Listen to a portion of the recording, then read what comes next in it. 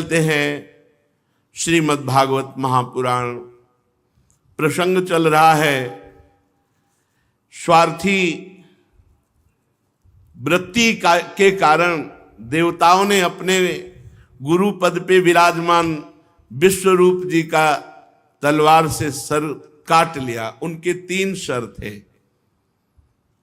जब महा तेजस्वी त्वष्टा जी ने देखा कि ये छल किया गया हमारे पुत्र के साथ, पहले गुरु रूप में वर्ण किया और जब इंद्रासन की प्राप्ति हो गई तब गर्दन उतार ली उन्हीं विश्वरूप जी की, तो बहुत उनको क्रोध आया और उन्होंने यज्ञ किया और यज्ञ से प्रकट किया महान भयानक वृत्तासुर को, इंद्र को मारने के लिए।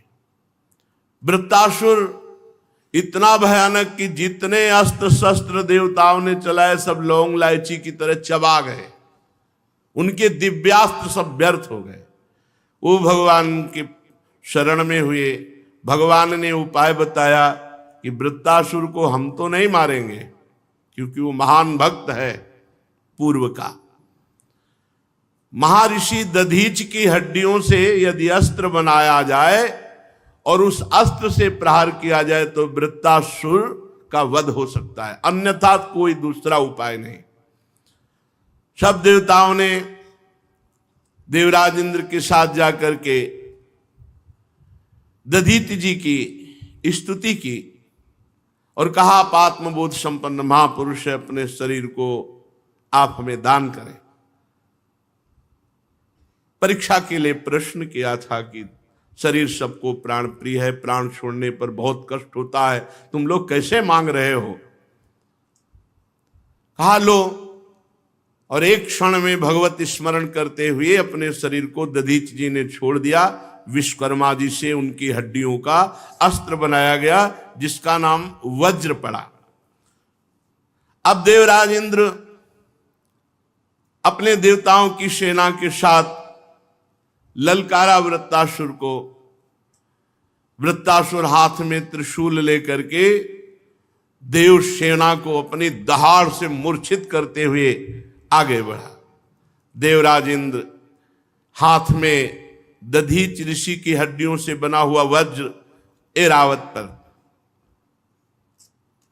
एक घुमा करके गदा देवराज इंद्र ने वृत्तासुर पर मारी। वृत्तासुर ने उसी गदा को पकड़ करके ऐरावत पर प्रहार किया। 28 हाथ पीछे ऐरावत जाकर मूर्छित होकर गिरा। इंद्र ने अमृत सावी हाथ से पुनः ऐरावत को स्वस्थ किया और फिर सामने वृत्तासुर के। वृत्तासुर ने कहा, इंद्र तूने मेरे आत्मवेत्ता निष्पाप बड़े भ्राता विश्वरूप जो ब्रह्म ऋषि हैं, यज्ञ में गुरु रूप में तुमने दीक्षित किया और विश्वासघात करके तलवार से उनकी गर्दन उतार ली। निर्दयी, दया, लक्ष्मी, कीर्ति तुझे सब छोड़ चुकी है क्योंकि तू अपने गुरु का हंता है, नीच कर्म करने वाला। तेरे से मैं नहीं डरूंगा। जिसकी निंदा होती वो अपने आप मर जाता है।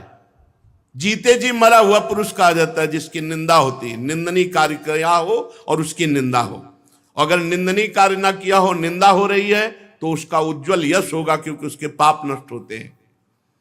देख, मैं आज त्रिशूल से तेरे शरीर को टूक टूक कर दूंगा, बड़े कष्ट से तेरी मृत्यु होगी। तेरे जैसे पापी को वैसे तो मारने में मुझे कोई खुशी नहीं हो रही, लेकिन मारूंगा। ये अज्ञानी देवता तेरे जैसे नीच को अपना स्वामी मानते हैं और ये मेरे ऊपर प्रहार करने चले हैं। इंद्र, तू मेरी सेना को छिन्न भिन्न कर सकता है और तुझे विश्वास दिलाता हूं कि जब तू वज्र से प्रहार करेगा तो मैं मारा जाऊंगा, क्योंकि ये वज्र महर्षि दधीच की हड्डियों से बना है, ये व्यर्थ नहीं जाएगा। और जब मैं मारा जाऊंगा तो मैं भगवान को प्राप्त होऊंगा, महापुरुषों की गति को प्राप्त होऊंगा। मैं तेरे सामने खड़ा हूं, तेरा शत्रु। अमोघ वज्र तेरे हाथ में, मारना। संदेह मत कर, जैसे तेरी गदा निष्फल हो गई वैसा वज्र निष्फल नहीं होगा। तेरा ये वज्र श्री हरि के तेज से और दधीच ऋषि की तपस्या से शक्तिमान होकर मेरा विनाश करेगा, पक्का। क्योंकि मेरे भगवान ने तुझे आदेश दिया था ना कि दधीच ऋषि की हड्डियों से वज्र बना, और फिर इसलिए तू उसी वज्र का प्रहार कर। और एक बात समझ, जिसके पक्ष में भगवान होते हैं वहीं विजय श्री होती है। तेरे पक्ष में भगवान है, तू डर मत। देवराज, मैं आज अपने भगवान के चरणों में चिंतन के द्वारा तन्मयता प्राप्त करता हूं। मैं भगवान से बहुत प्रेम करता हूं।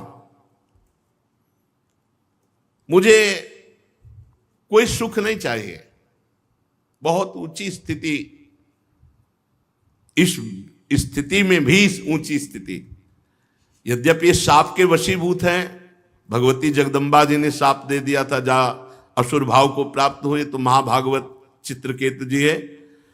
महाभागवत स्थिति समय भी है, दैत्य भाव को प्राप्त होकर भी वो कह रहे हैं कि ये स्वर्ग, ये पृथ्वी, ये रसातल की संपत्तियां, ये सब माया में हैं, मुझे ये सब नहीं चाहिए।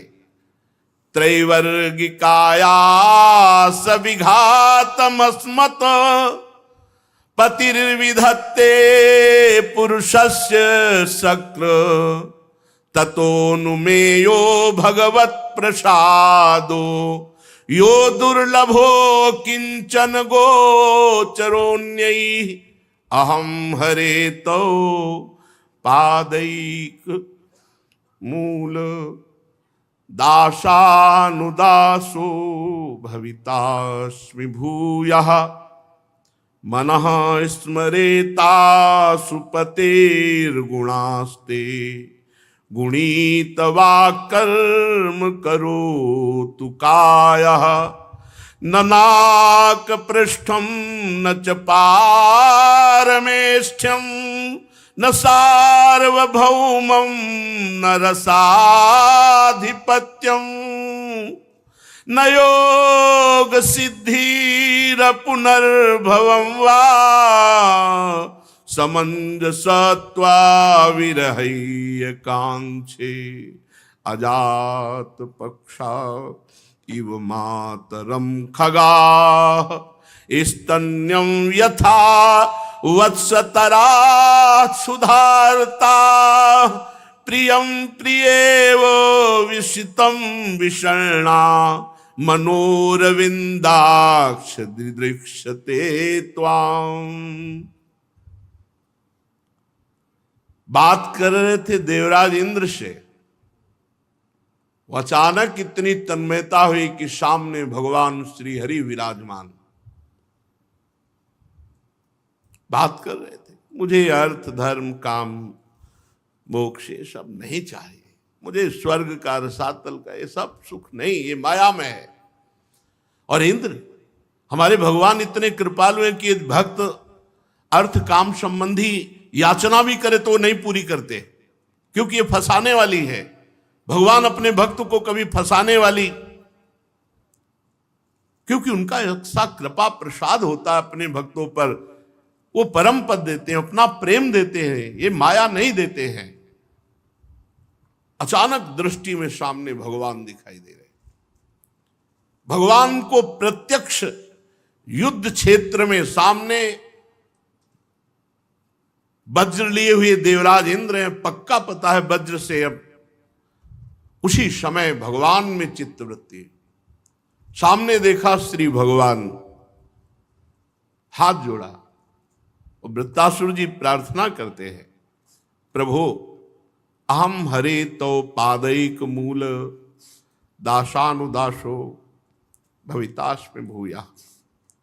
हे हरि, आप ऐसी कृपा कीजिए कि अनन्य भाव, अन्य भावों का त्याग हो जाए और आपके चरणों के आश्रित जो आपके दास हैं उनका मैं दास बन जाऊं। अब जो हमारा जन्म हो, भवितास्मि भूयः, दुर्लभो अकिंचनो अगोचरो न्ययी यो भगवत प्रसादो, मुझे वो भगवत प्रसाद मिले कि दुर्लभ जो आपके अकिंचन भक्त जन हैं उनकी दासता करने का मुझे सौभाग्य मिले। प्रभु ऐसी कृपा कीजिए कि पादैक मूल दासानुदासो भवितास्मि भूया, जो आपके चरणों के अनन्य भक्त अकिंचन भक्त जन हैं उनके चरणों का दास बनने का मुझे सौभाग्य हो, क्योंकि अब तो मारा ही जाऊंगा। मेरा जो अगला जन्म हो, मैं नहीं कहता कि मुझे मोक्ष परम पद मिले, मेरा अगर मेरे कर्म के अनुसार अगला जन्म हो तो आपके दासों का दास बनने का सौभाग्य मिले। जो दुर्लभ हो अकिंचनो अगोचरो अन्यई, जो अन्य के लिए बहुत दुर्लभ है ऐसे भगवत प्रेमी महात्मा जन, तो उनका मुझे दास बनने का सौभाग्य मिले। हे हरि, हे मेरे प्राण वल्लभ, मेरा मन आपके मंगलमय गुणों के स्मरण में डूबा रहे, ऐसी कृपा कर। मना स्मरे तासु पतेर गुणास्ते गृणीत वाक कर्म करोत काया, मेरा मन आपके स्मरण में, मना स्मरेता, ये बहुत बड़ी वस्तु है, बस यही है सबसे बड़ी सिद्धि। भगवान के दासों का दासत्व और मन निरंतर प्रभु का स्मरण और गृणीत वाक गुणास्ते, भगवान के गुणों का गायन वाणी से, और शरीर कर्म करोत काया, आपके लिए कर्म करे, आपकी सेवा के लिए, सब कुछ हो गया। अकिंचन भगवत प्रेमी महात्माओं का दासत्व, मन से सदैव आपका स्मरण, वाणी आपके गुणों का गायन करे, और शरीर से आपके लिए कर्म हो, आपकी प्रसन्नता के लिए कर्म हो। हे सर्व सौभाग्य निधे मेरे प्रीतम, आपको छोड़कर न नाक पृष्ठम न च पारमेष्ठ्यम न सार्वभौमम न रसाधिपत्यम न योग सिद्धि र पुनर्भवम वा समंजसत्वा विरहय कांक्षे। प्रभु, मैं आपको छोड़कर नाक पृष्ठ, स्वर्ग, पारमेष्ठी पद, ब्रह्मलोक, सार्वभौमम भूमंडल का साम्राज्य, रसाधिपत्यम रसातल का एक क्षत्र राज्य, न योग सिद्धि र पुनर्भवम वा, न योग की सिद्धियां न मोक्ष, मुझे कुछ नहीं चाहिए, आप चाहिए। आपके सिवा न स्वर्ग का राज्य, न ब्रह्मलोक का, न भूमंडल का, न रसातल का, न योग की सिद्धियां, न मोक्ष, मुझे नहीं चाहिए प्रभु। विरहय कांक्षे, आपके लिए मैं तड़पूं, ये प्रदान कर दो। त्वा विरहय कांक्षे, आपके लिए मैं तड़पूं, विकल हो जाऊं, आपके लिए रोऊं, आपकी लालसा में तड़पूं। विरहय कांक्षे, अजात पक्षायु मातरम खगा, जैसे पंखहीन पक्षी का बच्चा अपनी घोंसले में बैठा हुआ केवल मां का चिंतन करता हुआ मां की बाट जोहता है, ऐसे मैं आपकी केवल अजात पक्षा, अभी वो उड़ नहीं सकता, उसका केवल आश्रय मां ही है, ऐसे मैं आपके आश्रित हो जाऊं, ऐसे आश्रित हो जाऊं। अजात पक्षायु मातरम खगा, स्तन्यम यथा वत्सला सुधारता, जैसे अभी छोटा बछड़ा जो घास नहीं चरता, केवल अपनी मां के दूध पीने पे ही वो जैसे आतुर रहता है, जैसे पंखहीन पक्षी का बच्चा घोंसले में बैठा अपनी मां की बाट जोहता है, जैसे छोटा नवजात बछड़ा अपनी मां की का ही चिंतन करता है, उसके दूध पीने वाला बछड़ा के, क्योंकि अन्य आश्रय उसका नहीं है, आतुर रहता है। कब आवे मेरी मां, कब मैं दुग्ध पान करूं। वो आतुर रहता है कब मेरी मां आवे अपनी चोट से दाना। ऐसे मैं केवल आपके आश्रित। और प्रियम प्रियेव विशितम विषण्णा मनोरविंदाक्ष दिदीक्षते त्वाम। जैसे परदेश गई हुई अपने पति का पतिव्रता चिंतन करती है, अब इस समय कहां होंगे, कैसे होंगे, वो कैसी बात करते, कैसे हंसते, उन्हीं के विषय में केवल चिंतन और मिलन की प्रबल उत्कंठा। हे अरविंदाक्ष, हे कमल नयन, मेरा मन आपके दर्शन के लिए ऐसे ही छटपटाए, ऐसे ही व्याकुल हो जैसे अजात पक्षायु मातरम खगा। अभी पंख नहीं निकले, वो बच्चा घोंसले में बैठा हुआ माँ की बाट जो रहा है। जैसे छोटा सा नवजात बछड़ा अपनी माँ गौ के लिए वो तड़प, जैसे परदेश गए हुए पति के लिए पतिव्रता पत्नी व्याकुल रहती है, हे अरविंदाक्ष, हे कमल नयन, वैसे मेरा हृदय आपके प्रेम के लिए, आपके दर्शन के लिए, आपके मिलन के लिए छटपटा रहा है। प्रभो ममोत्तम श्लोक जनेषु सख्यम संसार चक्रे भ्रमता स्वकर्म भी। प्रभु मैं मोक्ष नहीं चाहता, इस संसार चक्र में मेरे कर्म के अनुसार बार बार जन्म हो, मुझे इसकी कोई परवाह नहीं। परंतु मैं जहां जहां जाऊं, जिस जिस जोन में जाऊं, आपके भक्त जनों से प्यार करूं और आपका स्मरण करूं, आपके गुण गाऊं। स्वामिन, केवल मैं यही चाहता हूं।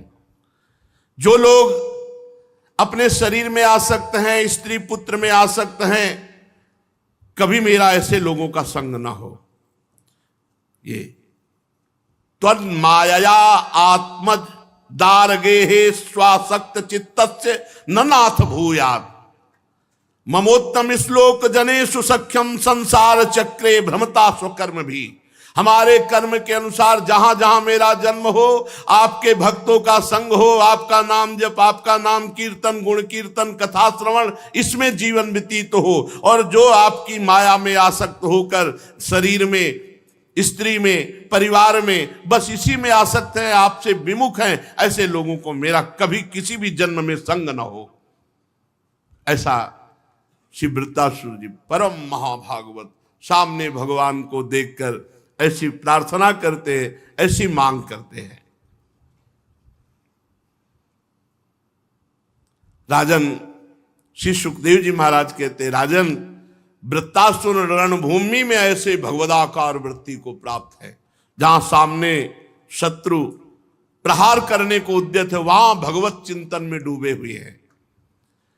रणभूमि में अपना शरीर छोड़ना चाहते हैं। उसे प्रेमी कभी ये नहीं चाहता कि मेरा मोक्ष हो जाए, मुझे परम पद मिले, कभी नहीं चाहता। देखो हरिवंश महाप्रभु कहते हैं, यत्र यत्र मम जन्म कर्म भीर नारके परमे पदे अथवा। चाहे नारकी योनियों में हो, चाहे परम पद में हो, मेरे कर्म के अनुसार जहां जहां मैं जाऊं, वहां वहां मेरी लाडली जो अपने परिकर के साथ मेरे हृदय में स्फुरित रहे, बस मुझे और कुछ नहीं। श्री वृत्तासुर जी भी यही प्रभु से प्रार्थना करते हैं कि हे उत्तम श्लोक, ममोत्तम श्लोक जनेषु सख्यम संसार चक्रे भ्रमता स्वकर्म भी। मैं अपने कर्म के अनुसार संसार चक्र में जहां जहां जन्म लूं, केवल आपके प्रेमी भक्तों का संग हो, आपका नाम जाप करूं, आपका नाम गुण कीर्तन गाऊं और खूब कथा सुनूं, बस ऐसा जीवन। जो भोगों में आसक्त हैं, देह गे में आसक्त हैं, ऐसे पुरुषों का मुझे कभी संयोग प्राप्त ना हो।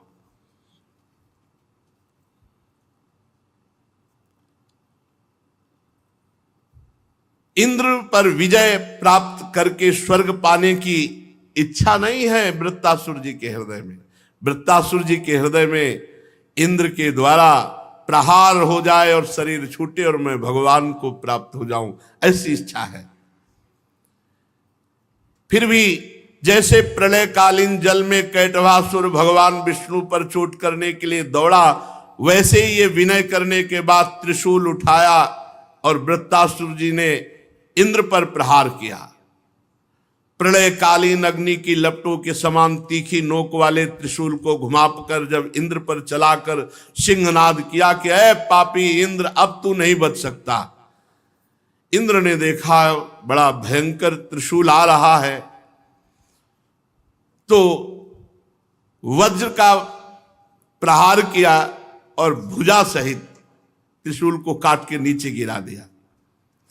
एक बांह कट जाने पर वृत्तासुर को बहुत क्रोध आया।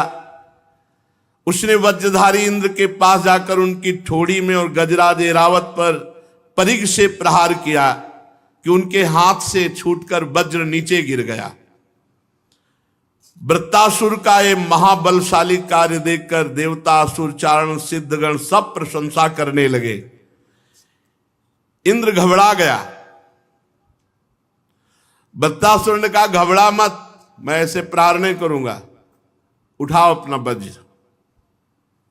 हम धर्मयुक्त युद्ध करते हैं, निहत्थे पर वार नहीं करते, विषाद करने का समय नहीं। उठा वज्र, उठा और हम पर प्रहार कर। एक भुजा तो काट ही चुके हैं देवराज इंद्र। देख, मुझे ज्ञान है, सर्वसमर्थ भगवान उत्पत्ति, पालन और संहार तीन खेल खेलते हैं। अब इस समय संहार का खेल शुरू है, मुझे कोई शोक नहीं है। यहां जय और पराजय की नहीं, यहां भगवान की लीला की वृत्ति को मैं देख रहा हूं। ये संहार लीला भगवान की चल रही। ये सब लोग लोकपाल जाल में फंसे हुए पक्षियों की भांति अधीनता वश विवश होकर सब काल के गाल में जा रहे हैं। ये विनाश लीला भगवान की है। ये काल मनुष्य के मनोबल, इंद्रिय बल, शरीर बल, प्राण, जीवन सबको खोखला कर देता है। मनुष्य काल को ना जानकर इस जड़ शरीर को अपना मानकर दुख सुख, जय पराजय, हानि लाभ को प्राप्त होता है। इंद्र जैसे काठ की पुतली और यंत्र का हरिण नचाने वाले के हाथ में होता है, वैसे ही सारा का सारा खेल भगवान के हाथ में। समझ, भगवान संपूर्ण त्रिभुवन को ऐसे नचा रहे हैं। उमादार जो सित की नाई, सबहि नचावत राम गोसाई। भगवान की कृपा प्रसाद के बिना कोई भी पुरुष, प्रकृति, महातत्व, अहंकार, पंचभूत, इंद्रिया और अंतःकरण चतुष्टय, ये समर्थ नहीं है इस माया का पार पाने में। कोई समर्थ नहीं, भगवान की कृपा। जिसे इस बात का पता है कि भगवान के ही नियंत्रण से सब कुछ होता है, वो कर्ता भोक्ता भाव त्याग देता है और मुक्त हो जाता है। भगवान स्वयं में अपनी रचना करते हैं और अपनी ही रक्षा करते हैं और अपना ही संहार कर डालते हैं। खत्म प्रश्न। अपने आप से अपनी रक्षा करते खेल रहे हैं, अपने आप से अपने का सृजन करते, अपने आप से अपने आप का संहार करते हैं। ये उनकी मायामयी लीला है। इसलिए यश अपयश, जय पराजय, सुख दुख, जीवन मरण, इनमें से किसी एक की इच्छा अनिच्छा ना रखकर, परिस्थिति में समभाव रखकर अपने कर्तव्य का पालन करना चाहिए। देवराज इंद्र, देख, तूने मेरा एक हाथ काट डाला, लगभग तूने मुझे परास्त ही कर दिया। अब मेरे प्राण लेने के लिए भी उद्यत है, पर देख, मेरे में कोई भय नहीं, मेरे में कोई शोक नहीं। देख, यह है स्थिति महाभागवत वृत्तासुर जी की। परीक्षित वृत्तासुर जी के सत्य एवं निष्कपट वचन सुनकर देवराज इंद्र ने आदर किया और जो वज्र गिर गया था उसको पुनः हाथ में उठाया और आश्चर्य करते हुए, मुस्कुराते हुए कहा, देवराज इंद्र ने कहा, दानवराज, तुम दैत्य नहीं हो, सचमुच तुम कोई पूर्व के सिद्ध पुरुष हो, क्योंकि तुम्हारा ऐसा भगवत भाव, तुम्हारा ऐसा धैर्य, तुम्हारा ऐसा निश्चय विलक्षण है। बिना आत्मस्वरूप जगदीश्वर भगवान श्री हरि के अनन्य भक्त की ऐसी स्थिति नहीं हो सकती। जैसी तुम्हारी स्थिति है, ये अनन्य भक्त की स्थिति होती है। अवश्य तुम लोगों को मोहित करने वाली माया का पार पा चुके हो। तुम कोई असुर नहीं हो, तुम कोई महापुरुष हो जो असुर भाव को प्राप्त होकर मेरे सामने आए हो। आश्चर्य की बात है कि तुम्हारी इस समय भी स्थिति भगवान वासुदेव में है। मृत्यु का समय है, तुम्हारी स्थिति युद्ध में भगवान वासुदेव में है। परम कल्याण के स्वामी भगवान श्री हरि के चरणों में प्रेममयी भक्ति भाव, भोगों की विस्मृति, प्रेमामृत समुद्र में विहार, महाराज अद्भुत स्थिति तुम्हारी है। देवराज इंद्र ने स्तुति की श्री वृत्तासुर जी की। श्री सुखदेव जी कहते, परीक्षित, योद्धाओं में श्रेष्ठ महापराक्रमी देवराज इंद्र और वृत्तासुर दोनों धर्म के तत्व को जानने की अभिलाषा से एक दूसरे से बातचीत करके आपस में युद्ध करने लगे। दाहिना हाथ तो काट दिया था, अब वृत्तासुर ने बाएं हाथ से फौलाद का बना हुआ एक भयावना परिघ उठाकर आकाश में घुमाया, किंतु देवराज इंद्र ने 100 गांठों वाले वज्र से उस भुजा को भी काट के गिरा दिया। दाईं और बाईं ओर से खून की धारा बह रही। ऐसा लग रहा है जैसे इंद्र के वज्र की चोट से पंख कट जाने पर कोई महान पर्वत ऐसे पैरों से चलने फिरने वाले पर्वतराज के समान वृत्तासुर जी ने अपना मुंह फैलाया, ठोड़ी को धरती और ऊपर के ओठ को आकाश, भयावना मुंह, कराल दाढ़े, लगता था त्रिलोकी को खा जाएंगे। और ऐसे में इंद्र के पास आए। इंद्र के पास आकर के वाहन एरावत हाथी के सहित उनको ले गए। वृत्तासुर जी हाथ तो दोनों काट डाले थे, मुंह ऐसा फैलाया और एरावत सहित देवराज इंद्र को ले गए, जैसे कोई पराक्रमी अत्यंत बलवान अजगर किसी गजराज को निगल गया हो। जब प्रजापतियों महर्षियों ने देखा कि वृत्तासुर देवराज इंद्र को निगल गया, तब सब हाय हाय करने लगे, विलाप करने लगे। देवराज इंद्र का इसलिए कुछ नहीं बिगड़ सकता था क्योंकि उन्होंने नारायण कवच बांध रखा था, जो पीछे आपने सुना। महापुरुष वैष्णवी विद्या का प्रयोग किए नारायण कवच धारण किए हुए थे। वृत्तासुर के पेट में पहुंच करके भी वो मरे नहीं क्योंकि नारायण कवच था, और हाथ में वज्र था, कोख फाड़ डाली और उनके पेट को फाड़ करके एरावत के सहित बाहर निकल आए और बड़ी शीघ्रता से पर्वत शिखर के समान ऊंचे सिर को वज्र से काट डाला। पर कितने दिन में काटा, कितने मिनट में काटा सर? जानते हो कितने दिन में? उत्तरायण और दक्षिणायन की गति में जितना समय लगता है, अर्थात 1 वर्ष वज्र से लगा, वज्र से 1 वर्ष लगा उनका सर कटने में। वृत्तासुर जी का सर कटने में 1 वर्ष लगा। सूर्यादि ग्रहों की उत्तरायण दक्षिणायन रूप गति में जितना समय लगता है, उतने दिनों में अर्थात 1 वर्ष में वृत्तासुर का घूम घूम करके वज्र से गर्दन को काटकर भूमि में गिराया।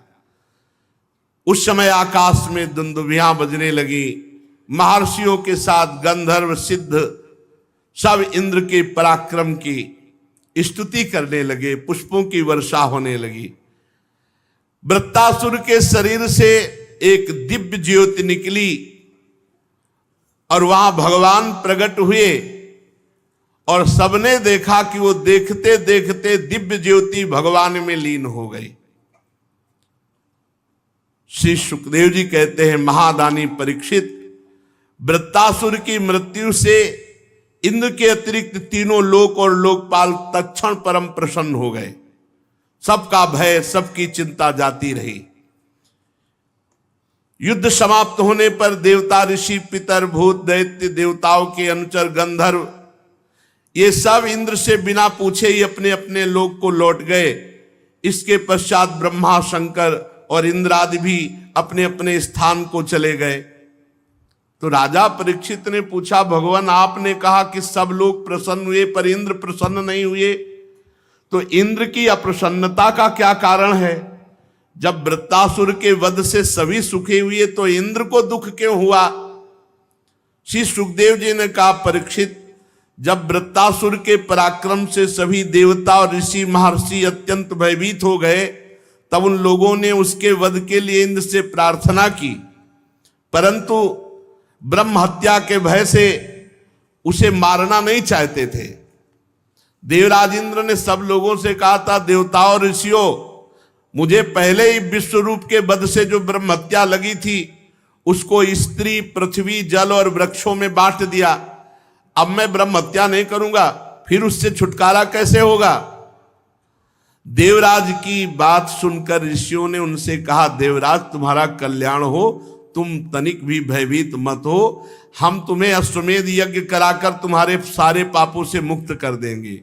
अश्वमेध यज्ञ के द्वारा सबके अंतर्यामी सर्वशक्तिमान परमात्मा भगवान श्री हरि की आराधना करके तुम संपूर्ण जगत का वध करने के पाप से भी मुक्त हो सकते हो। वृत्तासुर के वध की बात क्या? देवराज, भगवान के नाम कीर्तन मात्र से ही कैसा भी पापी क्यों न हो वो शुद्ध हो जाता है, कैसा भी हो। ब्रह्मा, पितरहा, गोघग्नो, मात्रहा, आचार्यहा, भगवान स्वादा पुलकशोक वापी शुद्धेरन यस्य कीर्तनात्। हम लोग अश्वमेध नामक महायज्ञ का अनुष्ठान करेंगे और उसके द्वारा तुम्हारा पाप नष्ट हो जाएगा। परीक्षित, ऐसी बात सुनकर देवराज इंद्र ने फिर वृत्तासुर का वध किया। अब उसके मारे जाने पर सब लोग चले गए। ब्रह्म हत्या इंद्र के पास आई। इंद्र को बड़ा क्लेश, बड़ी जलन, बड़ी अशांति होने लगी। एक क्षण के लिए भी चैन नहीं। सच है, जब हत्या या पाप लगता है तो बेचैनी बढ़ती है। जो डिप्रेशन आता है ना, ये कोई न कोई पाप होता है जो हमारी सोच को नेगेटिव करके अशांति अशांति, उसके अंदर धैर्य नहीं रह जाता, कोई गुण नहीं रह जाते, कोई पॉजिटिव सुख चिंतन नहीं रहता, जलन ही जलन। यही स्थिति देवराज इंद्र की। देवराज इंद्र ने देखा ब्रह्म हत्या चांडाली के समान उनके पीछे पड़ी है।